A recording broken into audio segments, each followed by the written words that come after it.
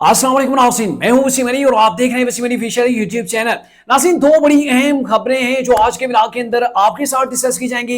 एक तो यह है कि क्या मौलाना फजल रहमान साहब हुकूमती इत्तेहाद के अंदर बिल आखिर शामिल होने जा रहे हैं। और मौलाना फजल रहमान साहब ने चूंकि अभी आमादगी का इजहार कर दिया कि आईनी तरमीम जो होने जा रही है उसके अंदर जो है वो मे भी जो है वो उन्होंने मामला जो है उनके साथ तय पा गए हैं कि वो आईनी तरमीम के अंदर अपना वोट जो वो गवर्नमेंट के पल्ले के अंदर डाल देंगे। लेकिन एक अहम चीज कि मौलाना फजल रहमान साहब हुकूमती इत्तेहाद के साथ हाथ मिलाने के बजाय अगर वो तरीके इंसाफ के साथ हाथ मिलाते तो मौलाना फजल रहमान साहब को बड़ी अचीवमेंट हासिल हो सकती है। मौलाना फजल रहमान साहब को गवर्नमेंट के बजाय तरीके इंसाफ के साथ हाथ मिलाने से बड़ा फायदा हो सकता है। तो ये मौलाना फजल रहमान को क्या फायदा हो सकता है, जिस फायदे को मद्देनजर रखते हुए अभी तक मौलाना फजल रहमान साहब जो है वो गवर्नमेंट के एंटी चल रहे थे, तरीके इंसाफ के बड़े वो करीब हो रहे थे, तो इसके ऊपर बात करेंगे। और दूसरी खबर यह है कि तरीके इंसाफ की एक और बड़ी विकेट जो वो गिरने जा रही है अली मीन गंडापुर की नायली के हवाले से बड़ी अहम खबर आई है, वो भी आज के व्लॉग के अंदर आपके साथ डिस्कस करते हैं। आगे बढ़ने से पहले आपसे एक ही रिक्वेस्ट होगी कि अगर आपने अभी तक हमारे चैनल को सब्सक्राइब नहीं किया तो काइंडली देर किस बात की अभी हमारे चैनल को सब्सक्राइब कर लें और ताजा तरीन खबरों से बाखबर रहें।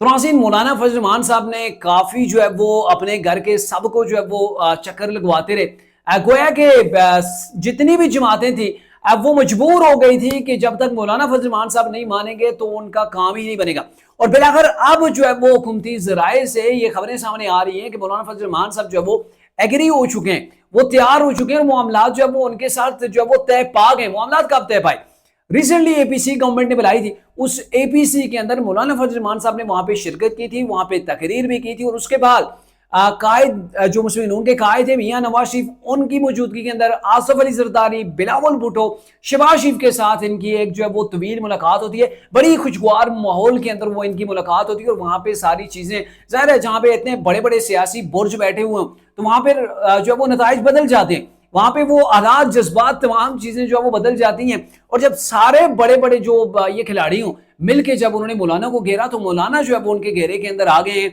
और अभी मौलाना फजल रहमान साहब के हवाले से ये खबरें आ रही है कि मौलाना फजल रहमान साहब की पार्टी ने मुसवदा तैयार कर लिया है जो कि गवर्नमेंट के सामने रखा जाएगा। और गवर्नमेंट के जो कानूनी माहिरीन है वो और पीपल्स पार्टी के माहिरीन जो है वो इसके ऊपर गौर और फिक्र करेंगे कि मौलाना फजल रहमान साहब ने जो आईनी अदालत की क़याम के हवाले से जो मसवदा तय किया है कि उसके अंदर कौन सी चीजें जिसको हमने टेक अप करना है और कौन सी चीजें हैं जिनको हमने ड्रॉप करना है।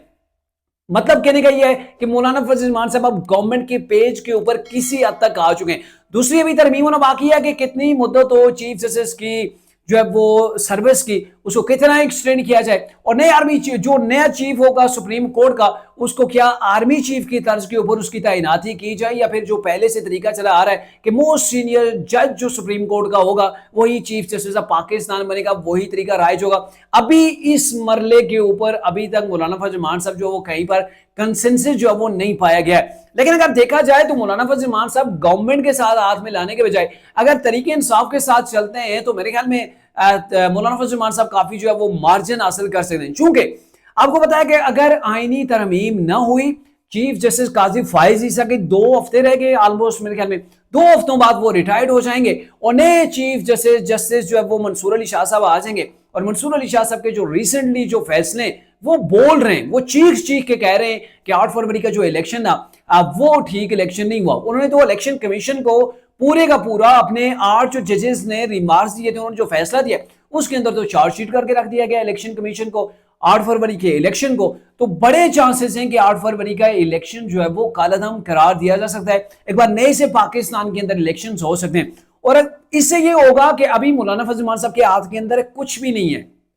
अभी मौलाना फजल रहमान साहब के हाथ के अंदर कुछ नहीं है, वो सदर पाकिस्तान नहीं बन सके, वो केपी के गवर्नमेंट हासिल नहीं कर सके, वो बलूचिस्तान के अंदर गवर्नमेंट नहीं बना सके। तो मौजूदा गवर्नमेंट के साथ अगर हाथ मिलाते हैं तो इनको क्या मिलेगा? इनको तो इनमें से कोई चीज नहीं मिलेगी, ना तो केपीके की गवर्नमेंट मिलेगी, ना बलूचिस्तान की मिलेगी, ना ही जो है वो मौलाना फजल रहमान जो वो सदर पाकिस्तान बन पाएंगे। तो ऐसे मौलाना फजल रहमान साहब के हाथ के अंदर कुछ आता हुआ नजर नहीं आ रहा। अलबत्ता अगर मौलाना फजल रहमान साहब इस आईनी तरमीम की जो है वो खिलाफ चलते हैं, इसका बाइकाट करते हैं, तो फिर जो है वो मामला ये हो सकता है कि आने वाले चीफ जस्टिस इलेक्शन को उड़ा के रख दें। और मौलाना फजल रहमान साहब ये समझते हैं कि वो पहले से ज्यादा सीटें केपीके के अंदर से हासिल करेंगे, बलूचिस्तान के अंदर वो गवर्नमेंट बना सकते हैं। और जो अभी बातें हो रही है कि तरीके इंसाफ का पहले जो है वो वोट बैंक चोरी किया गया और अगर तरीके इंसाफ दोबारा से पावर के अंदर आ जाती है نئے الیکشن کے اندر تحریک انصاف کو جیتنے کا موقع مل جاتا ہے تو پھر مولانا فضل الرحمان صاحب تحریک انصاف کے ساتھ مل کے اچھا خاصا جو ہے وہ مارجن حاصل کر سکتے ہیں، وہ صدر پاکستان بھی بن سکتے ہیں، وہ بلوچستان کی گورنمنٹ ہے وہ بھی ان کو مل سکتی ہے،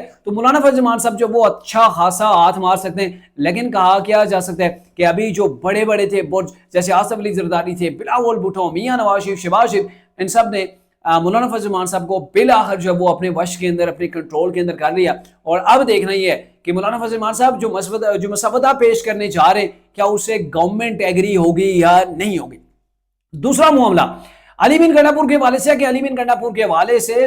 جو پشاور ہائی کورٹ ہے اس کے اندر ایک درخواست جو وہ دائر کر دی گئی ہے، اور اس درخواست کے اندر یہ جو ہے وہ پوائنٹ اٹھایا گیا ہے، اس کے اندر جو اس کا موقف اختیار کیا گیا ہے کہ وزیر اعلیٰ کے پی کے علی بن گنڈاپور صاحب بانی تحریک انصاف عمران خان کی رہائی کے لیے غیر قانونی غیر آئینی جو ہے وہ اقدامات اٹھا رہے ہیں، اور یہ کہا گیا کہ وفاق کے خلاف عوام کو علی بن گنڈاپور کی جانب سے جو ہے وہ اکسایا جا رہا ہے۔ درخواست گزار نے اس کے اندر استدعا کیا کہ گورنر اور الیکشن کمیشن کو کورٹ جو ہے وہ حکم جاری کرے کہ جو ہے وہ علی بن گنڈاپور کی برطرفی کی وہ نوٹیفیکیشن جو ہے وہ جاری کرے، غیر آئینی غیر قانونی اقدامات سے وزیر اعلیٰ کو روکا جائے فوری طور کے اوپر اور ان کو ان کے عہدے سے ہٹایا جائے۔ علی بن گنڈاپور کے اوپر جتنے بھی مقدمات درج ہیں ان تمام کے اندر جو وہ علی بن گنڈاپور کو گرفتار کیا جائے، اور یہ جو ساری چیز ہے یہ پٹیشن جو وہ دائر کر دی گئی ہے پشاور ہائی کورٹ کے اندر، اور آپ دیکھنا یہ ہے کہ علی بن گنڈاپور کے حوالے سے پشاور کی ہائی کورٹ جو وہ کیا ایکشن لیتی ہے۔